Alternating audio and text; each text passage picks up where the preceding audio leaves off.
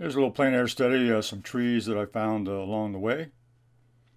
And this is the scene I saw, those trees and the shrubbery there with a little, in my sketchbook. I'm going to make a quick little sketch here to get started. And there's the sketch of the trees with the bush, a little bit of the foreground.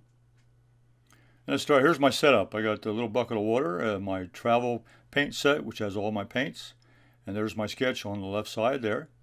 And I have one flat brush, half-inch brush.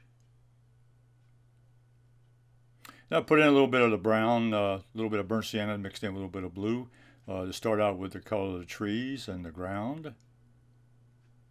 Then I moved on to some greens and some burnt sienna and then some yellow ochre to put in some of the leaves and grass on the ground. Here I added the trees, the leaves with some more greens. Here's a scene again that I saw as I was painting the trees, and there's the little painting that I did. Subscribe to my YouTube channel, select the bell to be notified of my next video. See you in the next video.